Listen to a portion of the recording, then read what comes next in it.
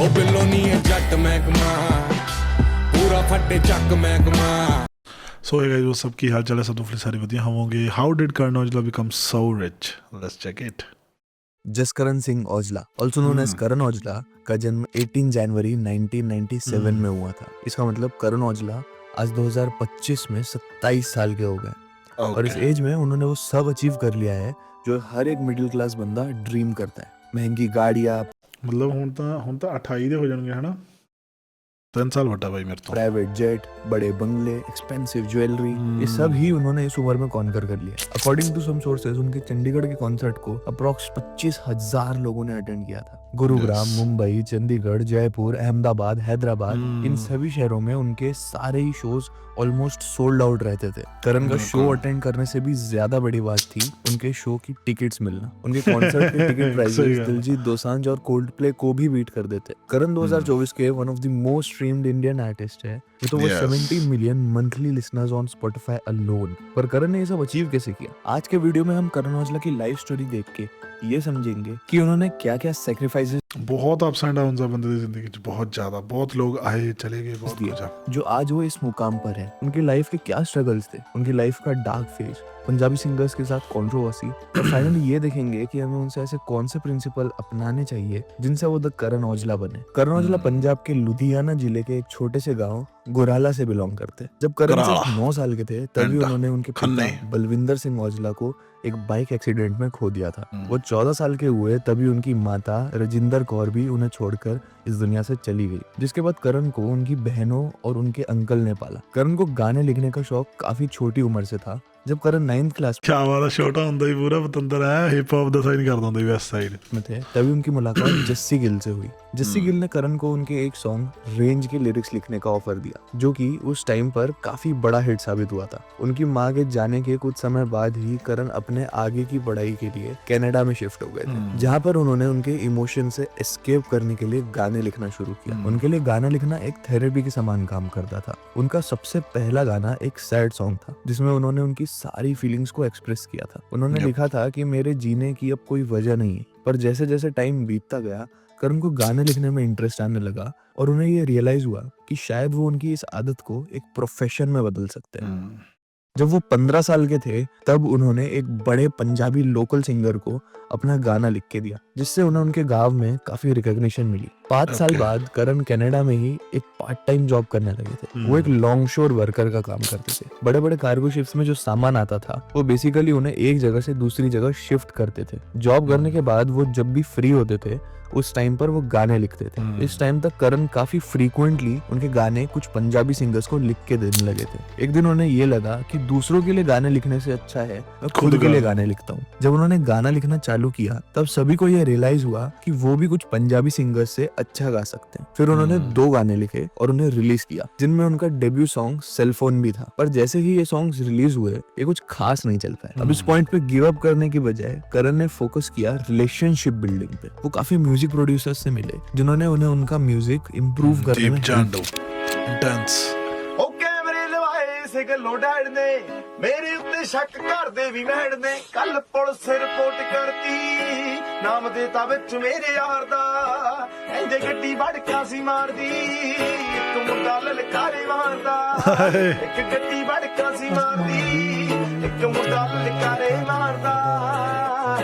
Canada में ही उन्होंने famous music producer दीप जांडो के साथ उनके स्टूडियो में ही उनके साथ काम करना शुरू किया। उन्होंने उनके दोस्त के साथ मिलके एक यूट्यूब चैनल बनाया जिसका नाम था रिहान रिकॉर्ड्स, जहां उन्होंने उनका म्यूजिक डालना पहला सीगा रिहान प्रोडक्शंस, अल्कोहल गाना वगैरह होते हैं, फिर रिहान रिकॉर्ड्स बाद जो बनाया चालू किया। उनके गाने डिसेंट ही परफॉर्म करते थे। इतने में ही एक दिन अक्टूबर 2018 में उन्होंने उनका गाना डोंट वरी रिलीज किया, जिसने उनके लिए सब कुछ चेंज कर दिया। उन्होंने बोला it was doing like 5 million views a day. कुछ ही टाइम में डोंट वरी ने 50 मिलियन व्यूज हिट कर लिए थे और तभी उन्होंने डिसाइड किया कि उन्हें इंडिपेंडेंट रहकर खुद का म्यूजिक बनाना है रादर देन दूसरों को गाने लिख के देना। जैसे ही डोंट वरी हिट हुआ करण ने उनके अगले गाने पर काम करना शुरू किया। उन्हें पता था कि अगर उन्हें सक्सेसफुल होना है तो उन्हें बस काम करना पड़ेगा। वो बस म्यूजिक बनाते थे। एक टाइम था जब करण बेसिकली हर महीने एक नया गाना रिलीज करते थे। उनके हिसाब से कंसिस्टेंट रहना उनकी सक्सेस का एक बड़ा रीजन था। फिर उन्होंने 2 AM और हिंट जैसे सॉन्ग्स को रिलीज किया, बहुत तगड़े हिट थे और दोनों ही काफी हिट हुए।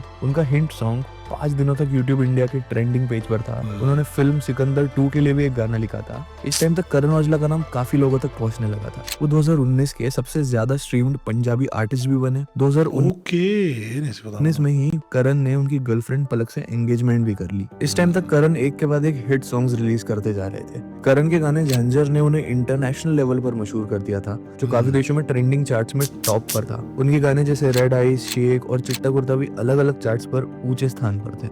और इस टाइम तक करण को एक नाम मिल चुका था, चिट्टा कुर्ता तो बहुत बड़ा हिट सी यार, जो कि था गीता दी मशीन। Machine। उन्होंने दिलजीत दोसांझ के लिए उनका one of the most famous song GOAT लिखा, जो एक बड़ी कमर्शियल सक्सेस बना और ग्लोबल चार्ट्स में शामिल हुआ। ऐसा कहा जाता है कि उन्होंने गोट गाना 15 मिनट में ही लिख दिया था। 2020 के एंड तक उन्होंने बोहेमिया जैसे आर्टिस्ट के साथ कोलैबोरेट किया। 2021 में औजला ने अपना डेब्यू एल्बम रिलीज किया, जो एप्पल म्यूजिक और स्पॉटिफाई पे काफी अच्छा परफॉर्म किया और बिलबोर्ड चार्ट्स में भी शामिल हुआ। इस पॉइंट तक करण काफी जाने माने आर्टिस्ट बन चुके थे। पंजाबी म्यूजिक इंडस्ट्री का बहुत ही डार्क पार्ट है कि जो भी पंजाबी सिंगर हिट होता है उस पर हमले चालू हो जाते हैं। जो आदमी कलम इस्तेमाल करता है वो कभी बंदूक नहीं चला सकता। करण औजला की सिद्धू मूसेवाला के साथ एक राइवलरी थी। दोनों ही एक दूसरे को अपने गाने के जरिए जवाब देते थे। दोनों को ही वायलेंस प्रमोट करने वाले गाने बनाने के लिए क्रिटिसाइज किया गया। एली मंगत, जो दोनों के साथ काम कर चुके हैं, उन्होंने एक इंटरव्यू में बताया कि ये झगड़ा तब शुरू हुआ जब सिद्धू के एक गाने का वीडियो जो औजला को टारगेट कर रहा था लीक होकर औजला के मैनेजमेंट तक पहुंच गया। इस इंसिडेंट के बाद दोनों एक दूसरे को सोशल मीडिया पर टारगेट करने लगे। 2021 में मूसेवाला की डेथ के बाद औजला ने उनके लिए माँ गाना रिलीज करके उन्हें ट्रिब्यूट दिया। करण औजला और सिद्धू मूसेवाला की कंट्रोवर्सी इतनी बड़ी थी कि इवन आज भी उन्हें सिद्धू मूसेवाला के साथ कंपेयर किया जाता है। बिल्कुल बिल्कुल, चाहे बंदे ने गल खत्म भी करती है सारा कुछ, बस स्टाइल ਮੈਨੂੰ ਲੱਗਦਾ ਕਿਤੇ ਨਾ ਕਿਤੇ ਲੋਕ ਮਿਸ ਕਰਦੇ ਆ ਯਾਰ ਉਸ ਚੀਜ਼ ਨੂੰ। ਉਹ ਇੱਕ ਹਲਕੀ ਮੋਟੀ ਨੋਕ ਚੋਕ ਚੱਲਦੀ ਸੀ ਉਸ ਚੀਜ਼ ਨੂੰ।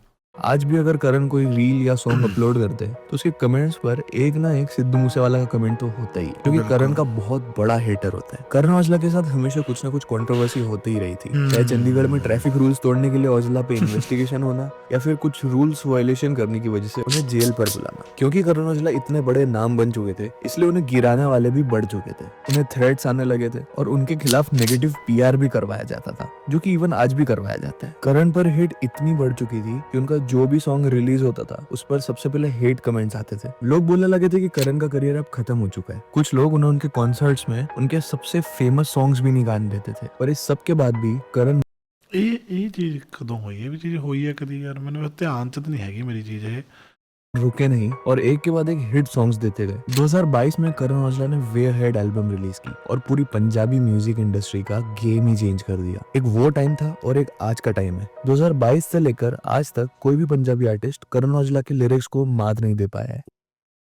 हाँ, लिखता सोना मुंडा, बहुत सोना लिखता सच्ची। उस टाइम के बाद तो जैसे करण को ये पता चल गया था कि कौन सा गाना चलता है ਮੈਡਿਊਸਾ ਪਲੇਟਸ ਤਾਂ ਰੋਕੀ ਪਤੰਦਰ ਰੋਟੀ ਖਾਂਦੇ ਆ। और कौन सा नहीं। करण औजला की इस जर्नी में हमें दिखता है कि कैसे अपने पैशन के लिए सच्चे रहकर सफलता हासिल की जा सकती है, चाहे कितनी भी मुश्किलें या फिर कंट्रोवर्सीज हो। पंजाब के एक छोटे से गांव में जन्मे औजला ने छोटी उम्र से ही म्यूजिक के लिए अपने प्यार को महसूस किया, लेकिन उनका फेम तक का सफर आसान नहीं था। अपने माँ बाप को छोटी उम्र में ही खोने के बाद उन्होंने इमोशनल और फाइनेंशियल स्ट्रगल दोनों का ही सामना किया, जो उनके बिल्कुल। सपनों को तोड़ सकते थे। गिव अप करने ਤਾਂ ਇਹ ਤਾਂ ਕਿ ਬਾਈ ਕਹਿੰਦਾ ਹੁੰਦਾ कि रोटी पक्की नहीं मिली तो मैं लाउनी सीख ली। के बजाय उन्होंने अपनी मुश्किलों को एक फ्यूल की तरह यूज किया और सॉन्ग राइटिंग और म्यूजिक के लिए अपने पैशन को पूरा करना शुरू किया। टीनेज में लिरिक्स लिखना शुरू करके उन्होंने अपने यूनिक स्टोरी टेलिंग से पहचान बनाई, लेकिन एक एस्टैब्लिश्ड आर्टिस्ट बनने तक का रास्ता चैलेंजेस से भरा था। करण के सफर से ये सीखने को मिलता है कि एक कॉम्पिटिटिव स्पेस में अपनी इंडिविजुअलिटी को एक्सेप्ट करना और अपनी एक अलग पहचान बनाना कितना जरूरी है। उनका म्यूजिक जो traditional Punjabi elements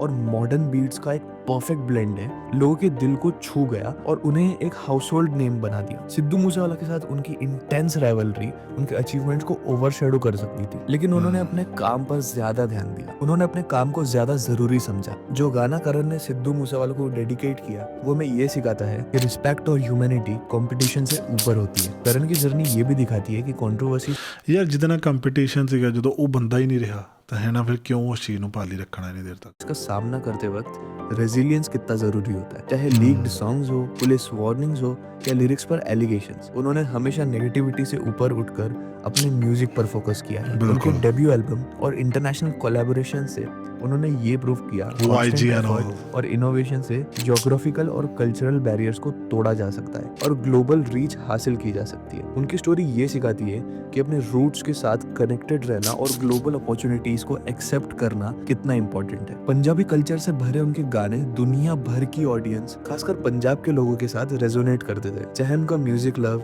heart break या रेजिलियंस जैसे यूनिवर्सल थीम्स पर उनका डिस्टिंक्ट पंजाबी फ्लेवर उन्हें ग्लोबल स्टार बनाता है। करण औजला की जर्नी हमें इंस्पायर करती है कि अपने आप पर विश्वास करें, अपनी यूनिकनेस को एक्सेप्ट करें और हार्डवर्क और परसिवरेंस से मुश्किलों को पार करें। उनका सफर एक पावरफुल रिमाइंडर है कि सक्सेस मुश्किलों से बचने में नहीं, उनका सामना करने और उनसे सीखकर स्ट्रांग होने में है। उनके म्यूजिक, ऑडियंस के साथ कनेक्शन और एक्शन से ये सीखने को मिलता है कि ऑथेंटिसिटी, रेजिलियंस और एक्सीलेंस के प्रति कमिटमेंट से लास्टिंग सक्सेस कैसे हासिल की जा सकती है। ਹਾਂ ਹੁਣ ਤਾਂ ਯਾਰ ਮਤਲਬ ਗੁੱਡ ਆ, ਹੁਣ ਸੇਫ ਪਲੇਸ ਤੇ ਆ ਕਰਨ, ਹੁਣ ਵਧੀਆ ਕੁਝ ਵੀ ਕਰੇਗਾ ਵਧੀਆ ਹੋ ਜਾਏਗਾ ਸਭ ਕੁਝ। ये थी करण औजला की लाइफ स्टोरी। अगर आपको इस वीडियो से कुछ ਮੈਂ ਤੁਹਾਨੂੰ ਈਵਨ ਇੰਨਾ ਕਹਿ ਦਿੰਦਾ ਕਿ 2025 ਦੇ ਵਿੱਚ Karan is going to be more big. ਇਹ ਗੱਲ ਪੱਕੀ ਗੱਲ ਆ, ਦੇਖ ਲਿਓ। ਸਤਿ ਸ਼੍ਰੀ ਅਕਾਲ।